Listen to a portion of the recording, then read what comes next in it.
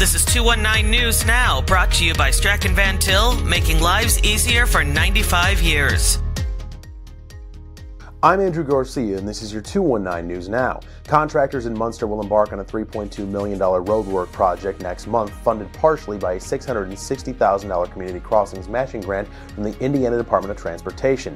The project will include various infrastructure improvements on several roads in the area, with milestone contractors being awarded the contract. The work is expected to be completed by November. Specific timeline details, such as the order in which the roadways will be worked on, have yet to be determined.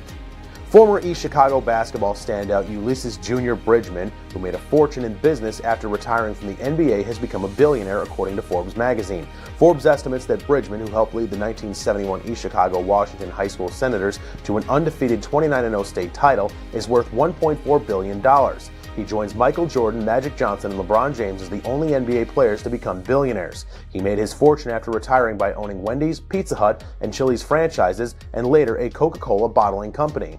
The Indiana Senate is unanimously supporting the efforts of Republican State Senator Rick Niemeyer to permanently end vehicle emissions testing in Lake and Porter counties. Hoosier senators voted 47-0 Monday to advance Senate Bill 103 to the House. It directs the Indiana Department of Environmental Management to figure out by the end of the year how to eliminate the federal vehicle emissions testing mandate for Northwest Indiana.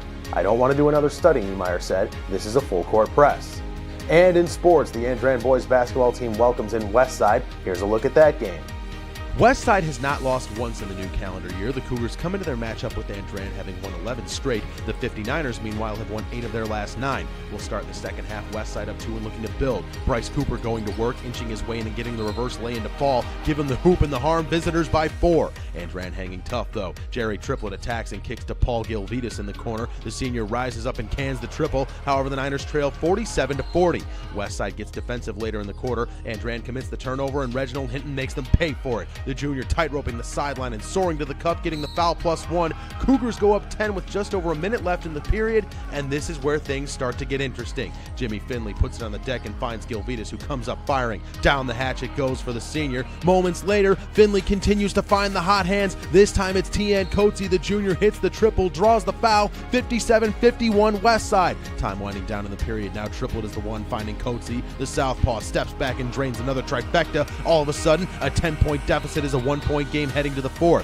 Westside not ready for the storybook ending, though. Keaton Barnes with the handoff to Derek Collins Jr. He takes his time and pulls the trigger from long range. We're all tied at 60. Just over 3 to go. The Niners going inside to Triplett. He muscles up down low and gets himself the deuce. Andrean pulls away late to win 82-77. The 59ers are back in action on Friday against Munster, where they will have a chance to win the NCC title outright. To read up on more local news and headlines, visit JEDtv.com and NWI.com. I'm Andrew Garcia, and this has been your 219 News Now.